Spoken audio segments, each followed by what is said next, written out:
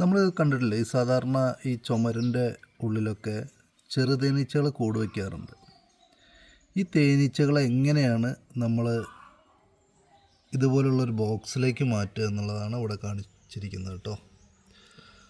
അതായത് ഇതേപോലെ നമ്മൾ ഈ വാട്ടർ ലെവലൊക്കെ നോക്കാൻ ഉപയോഗിക്കുന്ന ഒരു പൈപ്പ്, പിന്നെ ചെറിയൊരു ഫണലും വെച്ചിട്ട് MC വെച്ച് ചുറ്റും അടച്ച് ഈച്ചകളെ ഇത് കണ്ടില്ലേ ഇതേപോലെ ഈ പെട്ടീൻ്റെ ഉള്ളിലേക്ക് മാറ്റുക.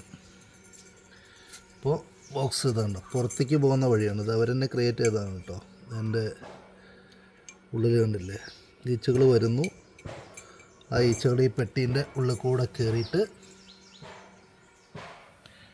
ഈ പൈപ്പ് വഴി വീണ്ടും അവരവരുടെ പഴയ കൂട്ടിലേക്ക് പോവുകയാണ്. ഇത് ഏകദേശം ഒരു മാസം കഴിയുമ്പോൾ ഈച്ചകളെല്ലാം ഈ ബോക്സിലേക്ക് വരും. അങ്ങനെ നമുക്ക് ഈ ബോക്സ് സെപ്പറേറ്റ് ചെയ്തെടുക്കാം.